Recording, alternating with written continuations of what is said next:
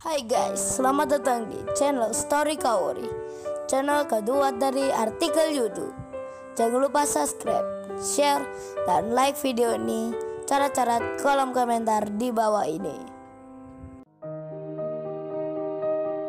Kisah pemuda kaya, anak bos besar, pemilik 73 perusahaan, yang menjadi cleaning service. Episode 588, Francisca serta pacarnya. Begitu juga teman-temannya, mereka yang berjalan, akan mendatangi Kenshin untuk meminta maaf bersama-sama. Di sela itu Kenshin sendiri sedang bicara pada Angelika. "Oh ya Mbak Angelika, maaf tertunda, saya mau bilangnya. Sebab mendengar ayah dan Bang Hotman, serta Pak Mori yang baru memberikan keterangan." "Oh ini Mbak Angelika, maksudnya saya mau mengucapkan terima kasih atas kehadirannya di sini, yang turut membantu masalah Iwan. Dan juga untuk Mbak Besti. Terima kasih pula ya untuk Mbaknya.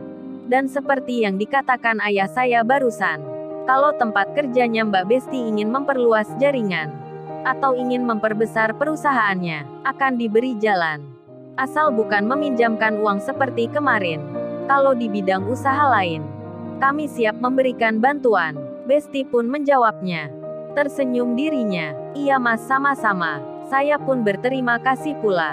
Angelika pun juga berkata, "Iya nih mas Kenshin, aku tak mengira begini akan dapat banyak hadiah. Padahal cuman ingin membantu saja. Tapi malah diberikan banyak begini."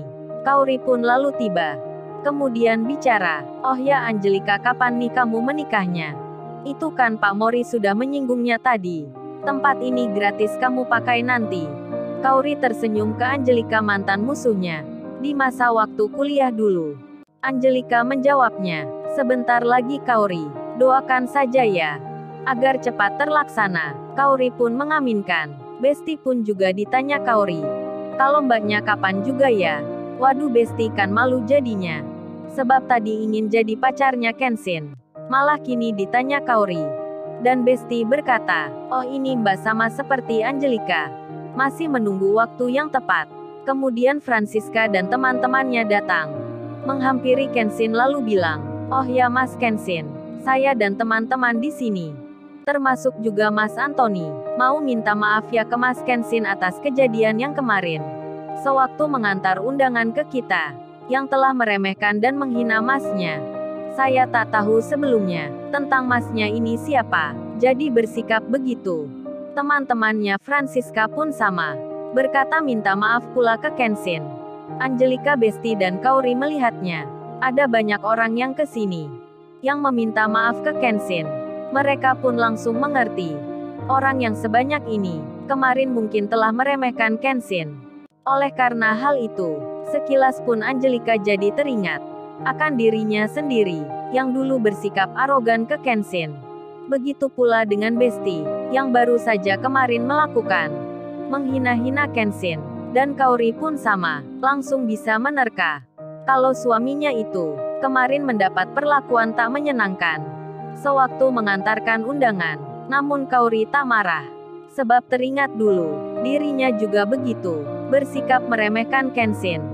Hingga Angelika, Besti dan Kaori hanya berbisik di hati masing-masing. Kemudian Kenshin menjawabnya, "Oh enggak masalah Mbak Francisca. Saya tak memasukkan di hati. Lagian juga sudah biasa mengalami kejadian begitu. Jadi lupakan saja." Kenshin sambil melihat Kaori, seperti mengingatkan istrinya. Kaori pun mengerti maksudnya, dan membalas Kenshin dengan wajah juteknya. Meskipun demikian, tak mengurangi cantiknya, Kaori masih mempesona. Kemudian pembicaraan berlanjut. Sedang Susanti makin kecut, wajahnya begitu terpuruk. Dilihat banyak tamu undangan, Susanti kini pun menjadi malu dan takut. Sebab polisi sedang menuju lokasi. CCTV bukti pun disiapkan untuk menjerat hukum Susanti, biar menjadi jerat tak mengulangi.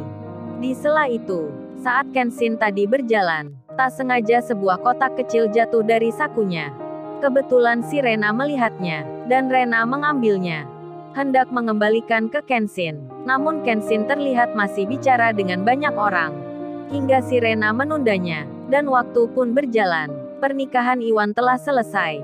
Iwan dan Ririn pun akan melanjutkan besoknya, merayakan acaranya di desanya Iwan.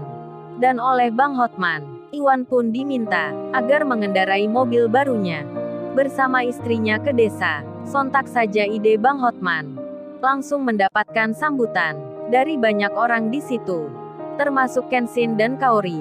Begitu pula Pak Andi dan Pak Hendri yang meminta Iwan untuk melakukan.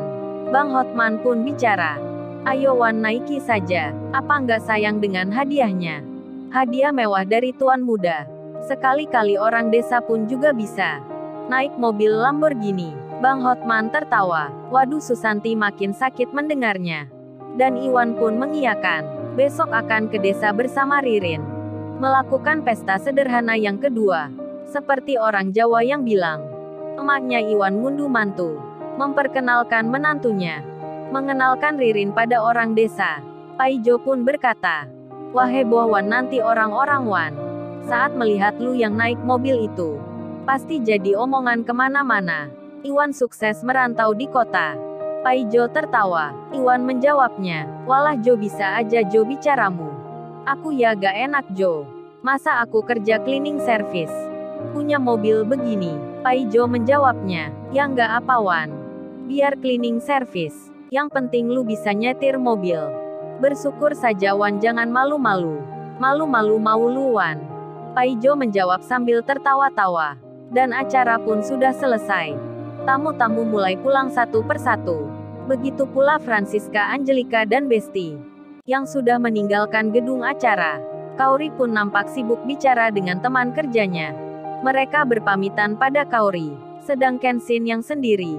Kemudian didatangi Rena Larazati. Si Rena itu bilang, "Oh ya Mas Kenshin, kalau gitu, saya pamit undur diri juga ya. Oh ini sampai lupa, tadi kotak ini jatuh dari sakunya. Aku melihat dan mengambilnya. Ini miliknya Mas Kenshin, aku kembalikan." Kenshin pun melihatnya. Kotak itu adalah cincin yang kemarin ia pesan sewaktu bersamaan dengan Iwan. Cincin yang bernama Sirena Larazati, yang ia persiapkan untuk diberikan hari ini. Kenshin pun menjawabnya, "Wah terima kasih ya Mbak Rena. Kalau hilang itu aku tak tahu mencarinya di mana. Untung ya Mbak Rena yang menemukannya." "Oh ya begini saja. Karena Mbak Rena sudah membantu Ririn mengantarkan Ririn pakai mobil Lamborghini miliknya. Sebagai ungkapan terima kasih saya, yang tadi minta bantuan Mbak Rena. Kotak itu untuk Mbaknya saja. Aku berikan sebagai hadiah." Si Rena pun tersenyum. Lalu ia bilang, "Oh nggak usah Mas Kenshin. Kan saya memang suka membantu Mbak Ririn.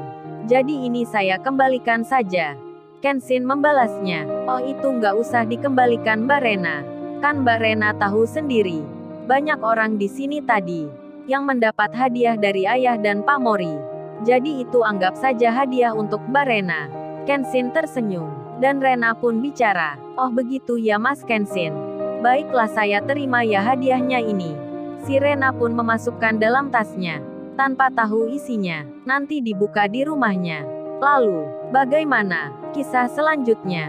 Subscribe channel ini untuk episode berikutnya. Terima kasih. Jangan lupa ya guys, untuk kelanjutan ceritanya ada di channel Story Kaori. Jangan lupa subscribe ya guys, dan tekan notifikasinya